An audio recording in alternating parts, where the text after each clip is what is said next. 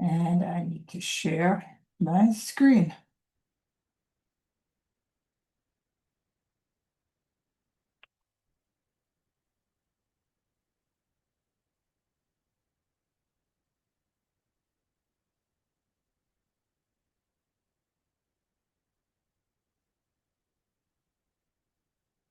Welcome and good afternoon, everyone. I am Elisabeth Sporer, founder of SOARC Business Strategy Consulting. I've spent over 25 years working in and with architecture and design firms, from 15-person studios to 80-person practices as a principal, managing director, and director of operations. Since 8 years, I work as an A&D business strategy consultant, working with over 50 firms nationwide. My approach working with clients combines business strategy with leadership coaching. Some of the events I organized are available on AIAU as recorded sessions, and my monthly newsletter offer insights into A&D industry trends. I've been in your seat, staring at year-end numbers, wondering what does this actually mean for next year?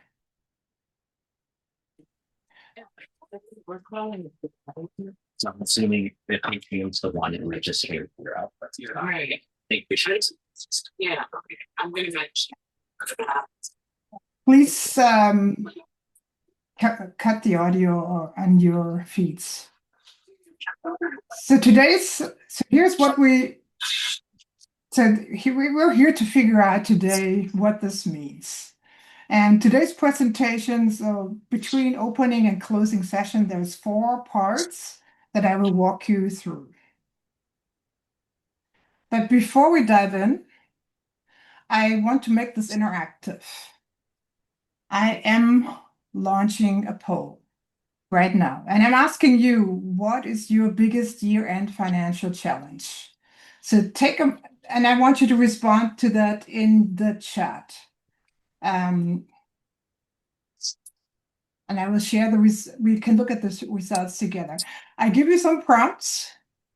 This is in my experience. These are in my experience the top challenging parts that firms are coping and dealing with. A is that the actual profit is below of the target profit. B, that the actual staff utilization is below expectations or target. C, that you have a high tax burden at the end of the year and you need to figure out what to do. Do you invest? What's the strategy for that? D, that the cash flow is low due to clients' late payments. Or you may have another one. So I ask you, use the chat, please, and just write A, B, C, D or else so we can see what your own thinking is, or what your current thinking is, what the biggest challenge is in your firm. All right, I see some answers. Thank you.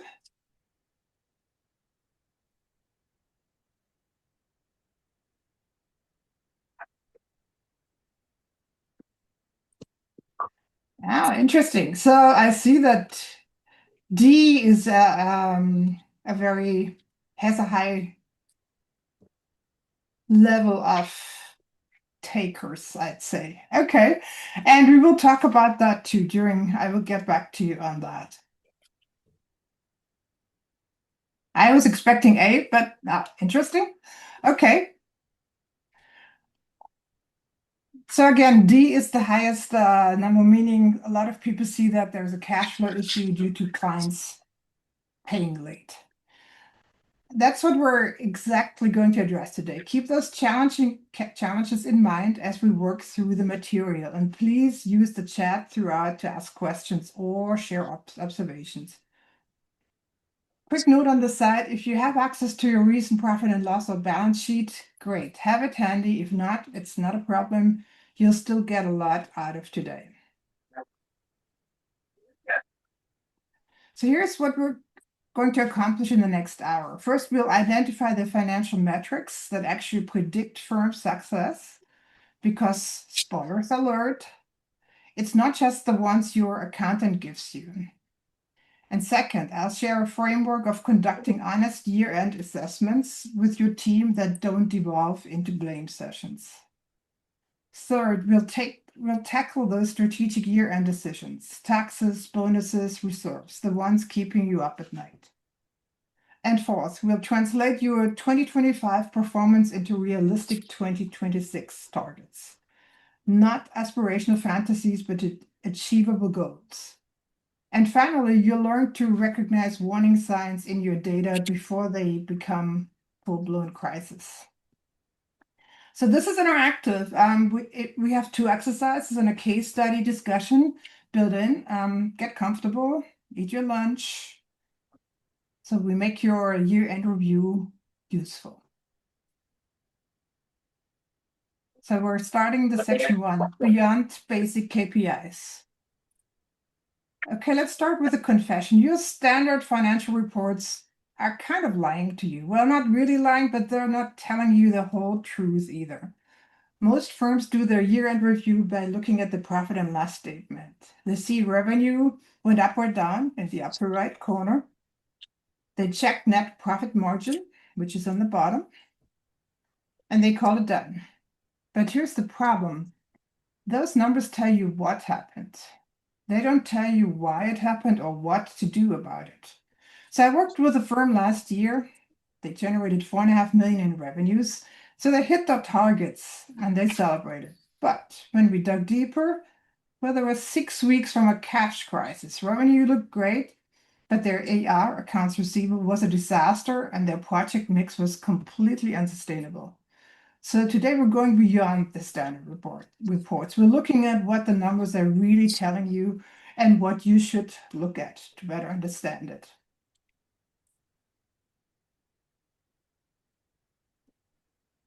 So here are the metrics I want you to track, the ones that actually predict whether you're going to have a good year or a hard year ahead. The first one is called profitability by project type. It's not just overall profit. You need to look at the breakdown. Which project types are making you your money? Which ones are you doing out of habit or fear, even though they drain your resources? I see firms all the time where 20% of their projects generate 80% of their profits. And that's valuable insight to at least know and understand which projects really generate your high profits. So this report that I use for one of my clients lists all the projects that gathered in groups by project managers that tend to be like studios that have different project types under their wings. We track the number of hours. We track how much labor was spent in billable hours and how much of that was billed. And then you look at the very column at the very right, you see the profit and loss. We see a lot of reds, meaning these projects did not achieve billing all the work that was billed to the projects. That's the goal for this firm, to really make sure that they become really billable, meaning more efficient, more effective in project management. So the bill to spend ratio, which is the second column to the right, should always be 1.0 and above. The next one is the cash flow patterns versus revenue. You can be profitable on paper and still run out of cash. Look at the timing. When does money actually come in versus when it goes out? Are you constantly rocking Peter to pay Paul? So what this firm did and does is they do a weekly cash flow report, or they keep it current, which is a lot of work. This is a collapsed version of what you see on screen. So the green rows is basically the projected revenues. You know, when you bill, you have an understanding how long it takes until your client's bills. You track every invoice as to when you expect it to come in. The second 2 rows in pink are sub-consultant expenses. You know, when you pay your consultants, when you anticipated getting paid, you pay your consultants that are on the same bill. The third one down is the general office expenses. You know, when your big bills go out, like the payroll. Like in this case, you see the first column has 207,000, 2 weeks later, 137,000, 3 weeks later, 214,000. These include the payroll expenses net besides rent, insurance, and other expenses. And if you keep that current, the top shows you how much cash you have at hand or in the bank. So this is very valuable knowledge to have. The next one is utilization versus productivity. This is where firms get confused. Utilization is our people billing hours, and productivity are those hours profitable, or are they even billable? So you can have 80%, 85% utilization and still lose money if people are billing to projects that are over budget. So you have to track both.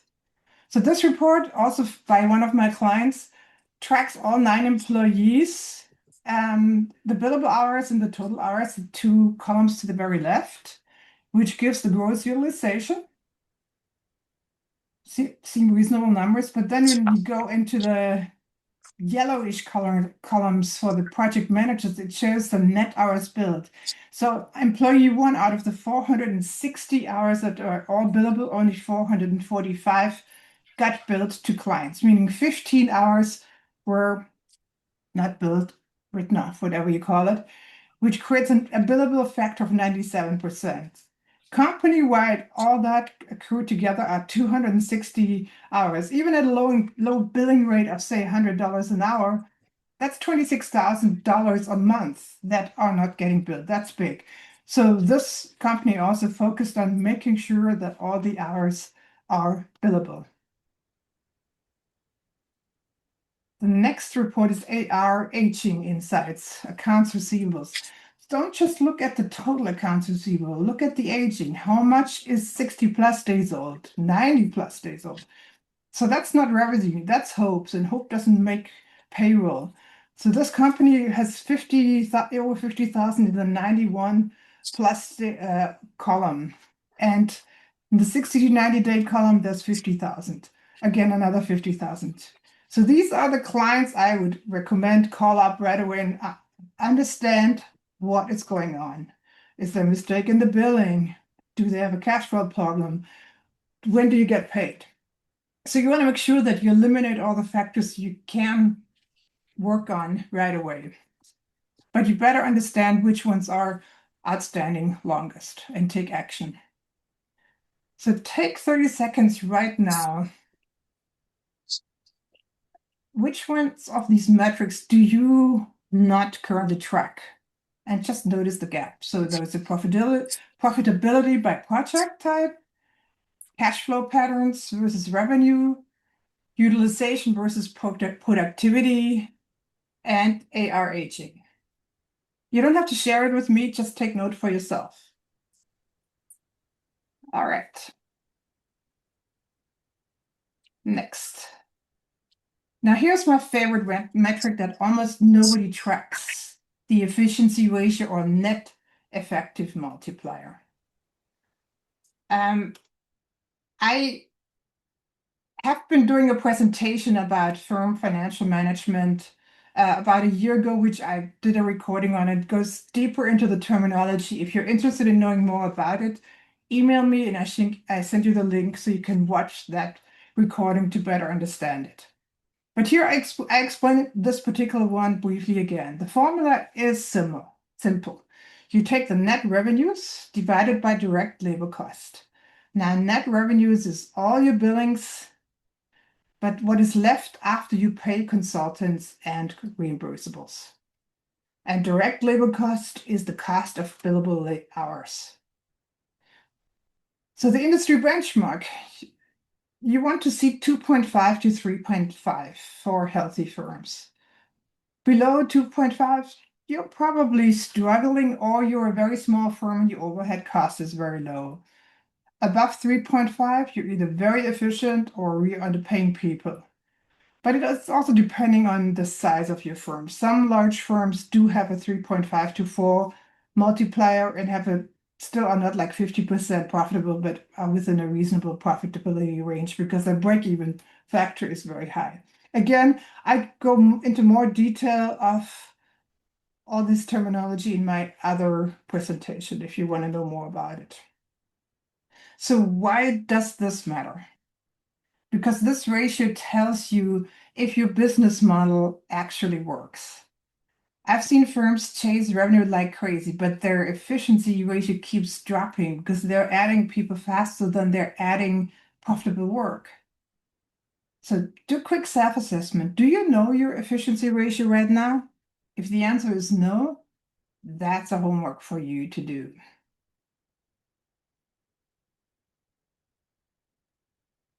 this week. So we've got the metrics, but metrics are just the data points. The magic happens when you start asking, what patterns do these numbers show? What story are they telling about your firm? We're talking about that next. What you see on screen, this is actually one firm's net effective multiplier shown in blue, tracked over 4 quarters of 2025. It dipped slightly in the second quarter, but then it went up, which is a great development. The orange line is the break-even ratio, which actually dipped down in the fourth quarter, which is a really good development because the gap between those two, that's really what makes the profit. So it's a very excellent trend that you can observe in the graph. So we go to the next section, the honest assessment framework. So let's talk about how most year-end reviews actually go. The principal calls a meeting, everyone shows up, defensive. Someone points out 3 projects that went over budget. People start explaining why it wasn't their fault. Everyone leaves feeling bad and nothing changes. Does that sound familiar? Here's a culture shift I want you to make. The goal of a year-end review is not to assign blame, it's to extract intelligence. Instead of asking who screwed up, ask these 3 questions. What worked? Not just what went well, but what specifically made it work. What is the client relationship, the team composition, the scope clarity? Get specific. The next question is what didn't work? Frame this as learning, not failure. What assumptions went wrong? What systems broke down? What skills were we missing? And the last question to ask is what surprised us? This is my favorite question because surprises reveal blind spots. Maybe a project type you thought would be profitable wasn't. Or maybe a junior person stepped in ways you didn't expect. So pay attention to those surprises. These questions create psychological safety. They let people be honest without being defensive. And that's where real insights come from.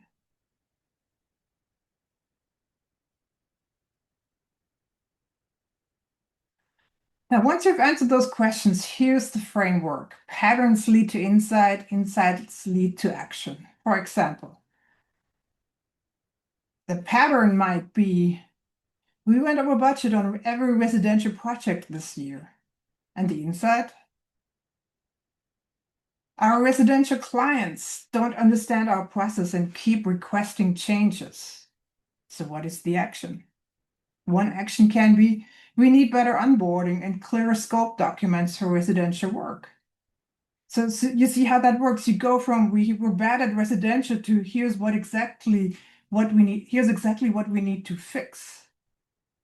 And notice the language shift. We're not saying don't blame people. We're saying focus on systems and patterns. That's productive and that's actionable.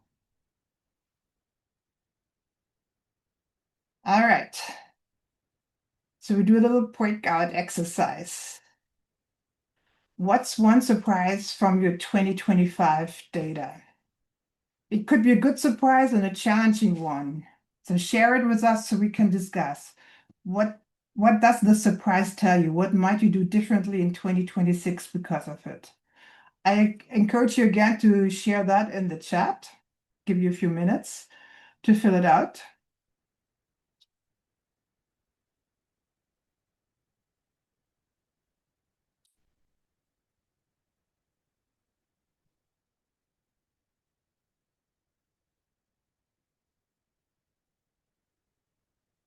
So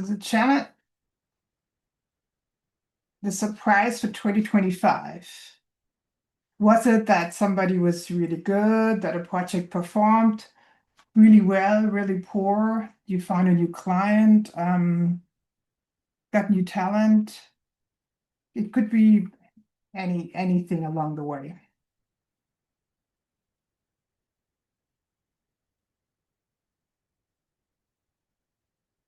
Nobody had a surprise? I don't believe that. If it's not a surprise, then you can share a challenge with us, possibly. What was hard?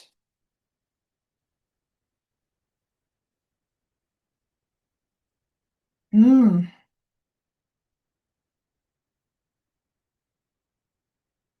interesting. I see one. The impact of borrowed staff from other firms impacts project NEM and is hard to track, but does allow us to meet client schedules and needs. So there's an upside and a downside at the same time. Okay, thank you for sharing that.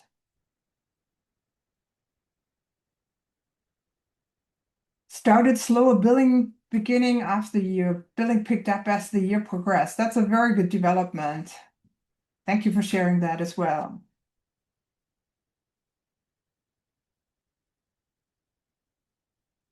Do you we have not completed year-end review, but profits were up. Lots of projects and new hires. Wow, that's a lot of development at the same time. Profit up, more projects, and more people. Wow, so growth in all ends. Fantastic. Thank you for sharing.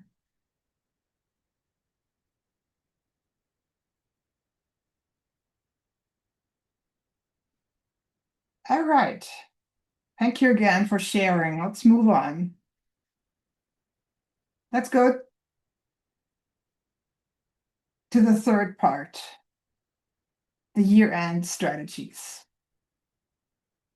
It is December and you've got less than 3 weeks left in the year. And here are 4 big strategic decisions most firms are wrestling with right now. One is tax planning. How do you legitimately reduce tax liability without making stupid decisions, business decisions? Because buying equipment you don't need just to get a deduction is not strategy. That's panic. And there's the bonus structures. How do you reward people in a way that actually motivates them without destroying your cash position in January? Building reserves. How much cushion do you need for 2026 uncertainties? What's prudent versus paranoid? And investment versus conservation. Should you be investing in that new software, that new hire, that marketing push? Or should you be conserving cash because the next market feels uncertain? The market feels uncertain for next year. So let's look at each one.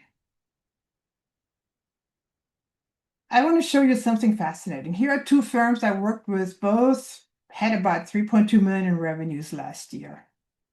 Firm A, they had a great year. December rolls around, they see profit, and they decide to give everyone big bonuses, 180,000 in total. They also buy new computers for the whole office and prepay for the software subscription. They want to reduce their tax bill to 0, basically.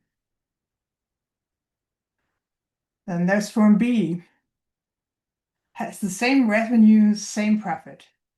But they take a different approach. They give modest bonuses, about 80,000 in total, paid half in December, half in March. They set aside 100,000 in reserves. They make one strategic investment, hiring a part-time business development person starting in January. So they accept that they have a higher tax bill because they have 140,000 left in the bank, and they will have to pay taxes on that. What happens? So January comes, firm A has 40,000 in the bank, but they have a 95,000 payroll due in 2 weeks, and they panic. They scramble. They start calling clients, begging for faster payment.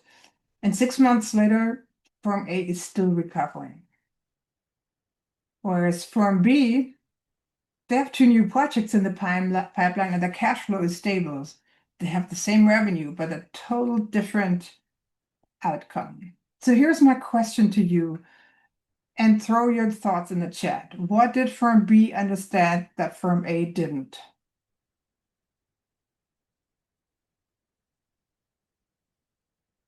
which decision really saved firm B? All right, I say it.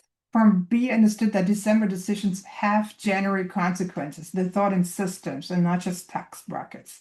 So it was not just not paying taxes, but also being wisely about managing the business for the next couple of months. So here's your practical guidance for the next 3 weeks. Tax planning. Yes, make strategic equipment purchases or prepayments, but only for things you were going to buy in the first quarter of 2026 anyways.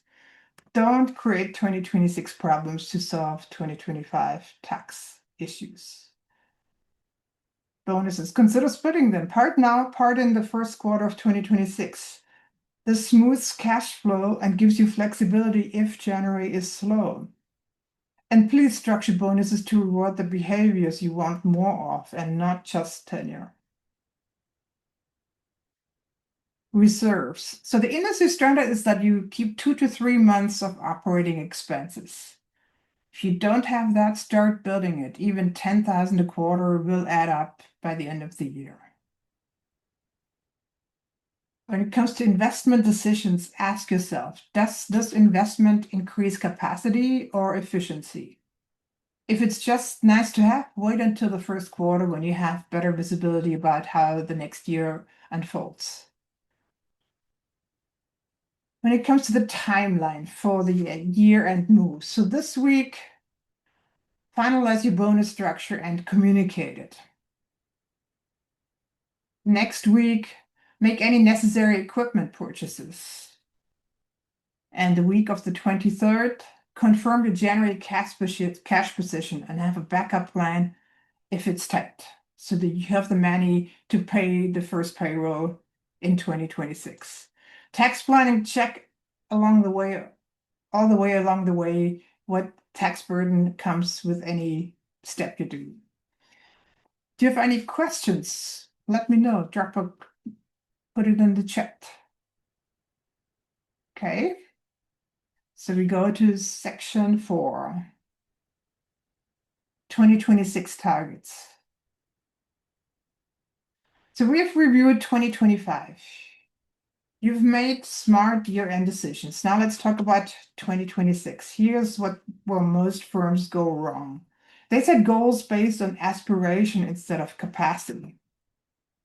We did 3 million this year, let's do 4 million next year. That sounds great, but do you have the people, the pipeline, the systems, or are you just hoping really hard? I call this the realistic stretch formula. Take your current capacity and add one meaningful improvement and project from there. For example, if you had a 3 million revenues with 15 people and you know you're at about 75% capacity, you don't need more people to hit 3.3 to 3.5 million. You need better systems, maybe project management software, maybe clearer scopes, maybe better accounts receivable collection. That's what your realistic stretch is, that you invest in those processes possibly. But if you want to hit 4 million, you need different infrastructure, more people, or different project types, or higher rates. And that's not a goal, that's a business model change. So ground your goals in your current capacity and also your challenges so that you fix those at the same time or first. What can your actual system with realistic improvements actually deliver? So where is the threshold? And here is the critical piece. Be honest about what meaningful improvement means. Implementing your software while you're slammed with projects, absolutely unrealistic. But doing it during the first quarter of the year, that might work. So consider also when you do it so that people can adapt and not just fight the change that is coming. And here's why annual goals fail. They're too far away to feel real. And by the time you realize you're off track, it's too late to fix it. So instead, break every goal into quarterly milestones. Right now, I list here on the screen just the revenue target and the one key milestone that you would set for each quarter. And you can elaborate and expand that list to whatever criteria you want to track. So if your goal is 4 million in revenue, what does that mean by the end of quarter one? Probably 900,000 in signed contracts because you need lead time. By the end of quarter two, maybe 2 million in contracts, 1.2 million in revenues collected. So you follow my thought? So you're creating checkpoints, realistic. And here's the beautiful part. If you hit quarter one and you're at 600,000 in contract instead of 900,000, you know in March that you need to adjust and not in December when it's too late. But the quarterly milestones do create accountability. They also create permission to adjust. If the market shifts, you're not locked into an annual goal that no longer makes sense. So built in quarterly reviews. Just 90 minutes with your leadership team. What did we commit to? What did we achieve? What needs to change?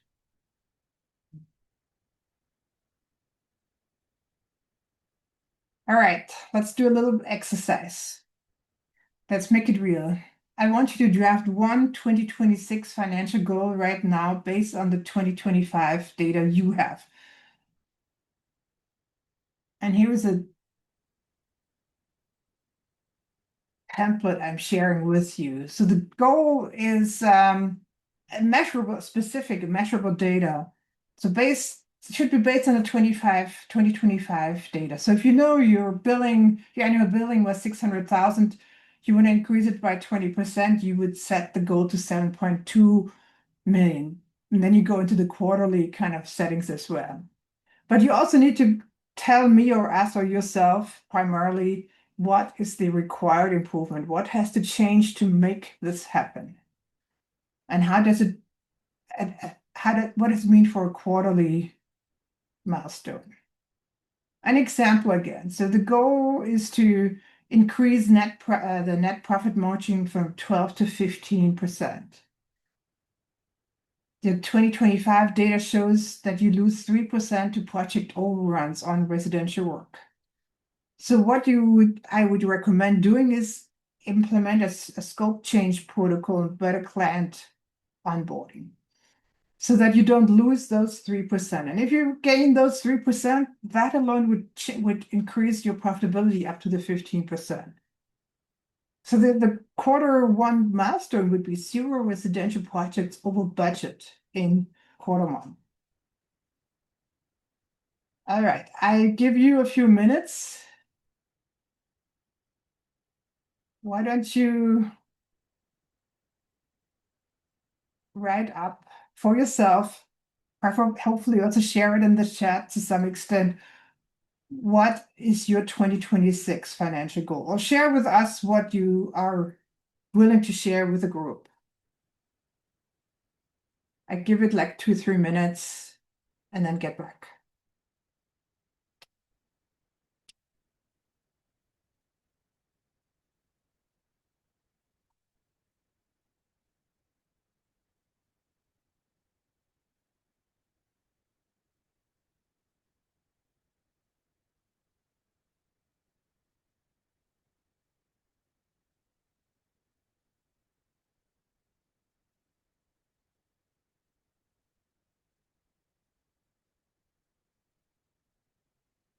Okay.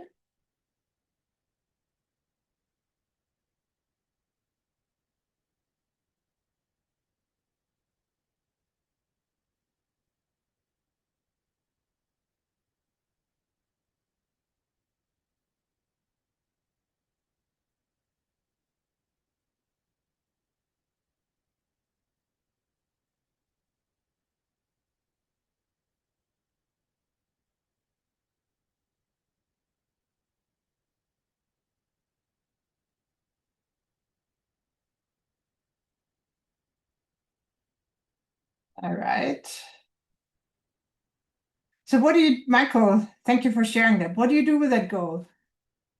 So you know how 2025 went. Do you plan, wish, hope to grow more in 2026, or how do you go about that for the next year? I'm curious. Um, well, we already have projects lined up that will get us there, but our staff is not. We're going to need to add to our staff. Okay, yeah. So currently we're about 12 people, and I think we're going to need to go to 15 people, Okay, so 14 or 15. you're actively hiring. How is the hiring market for you?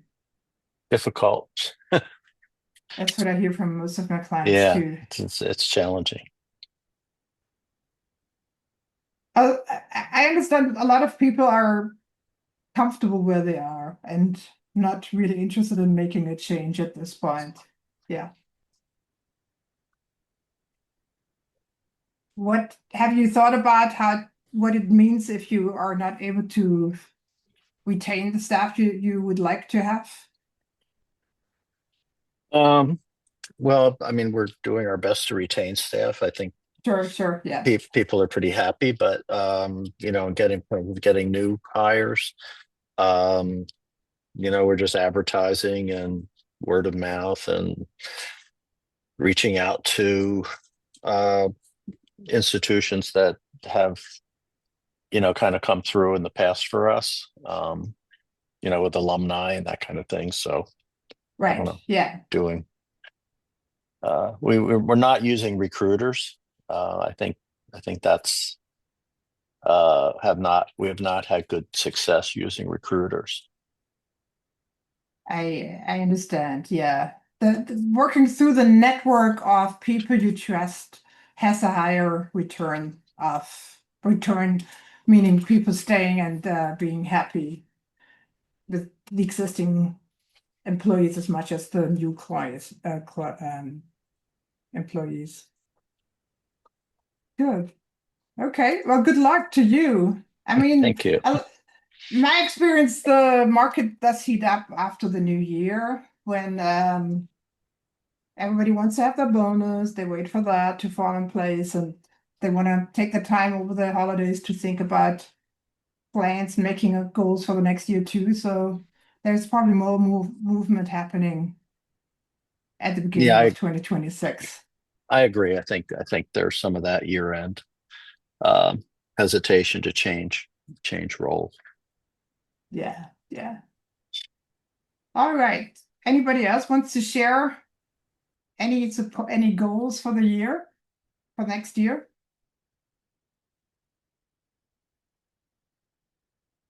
Okay.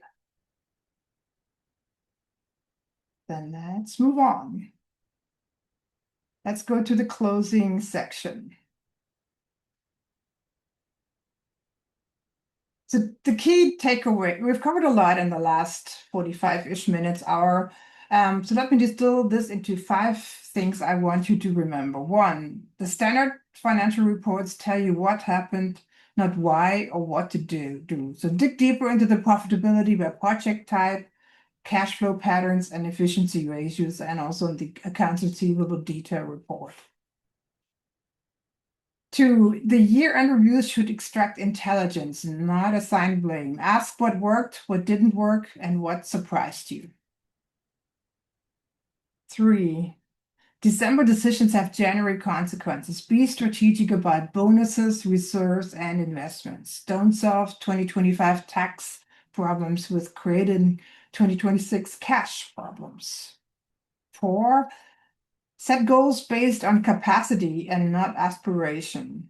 The realistic stretch formula is your friend. And 5, break annual goals into quarterly milestones so you can course correct in real time. Good. Now your action item for the next week is A, I want you to calculate your efficiency ratio if you don't know it. B, schedule 90-minute year-end review meeting with your leadership team using the honest assessment framework.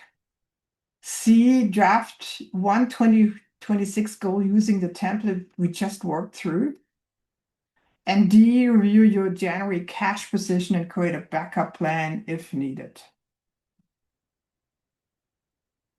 Common pitfalls to avoid are, so don't make big financial decisions in isolation. Talk to your accountant, your CFO, your partners, business consultant like me. Don't set 2026 goals before you honestly assessed 2025. And don't assume what worked this year will work next year. Markets change and capacity changes. So you need to be able to see it and respond and react. Any questions to this so far? Okay. So you're going to receive several resources from this workshop. There's a year-end financial review checklist, a step-by-step guide to conducting your review. There are key financial metric dashboard templates, an Excel template to track the metrics we discussed today. The honest assessment framework, a one-page guide for leading productive review meetings. The 2026 goal setting worksheet, the template we just used, plus examples, so you can create your own goals for the year. And a list of recommended resources, books, articles, and tools for deeper financial management. I will email to you within the next 24 hours. If you want to go deeper on any of this, whether it's conducting your year-end review, setting up better financial dashboards, or planning your 2026 strategy, I do fractional COO work and strategic consulting with A&D firms. You can reach me at Elisabeth@SoArctic.studio or find me on LinkedIn. You got my email. I did reach out to all of you. One more time, I do encourage you ask any questions you have. What is unclear and what do you want to dig deeper into? What did I not address as part of the presentation so far? Okay, if you don't have questions, then I want to thank you so much for being here today and for engaging. I know year-end can feel overwhelming, but you've got this. You have the data, you have the framework. Now go make 2026 your best year ever. And happy holidays, and here's to a strong finish to 2025 and an even stronger 2026. Thank you. Thank you again, and enjoy the rest of the year.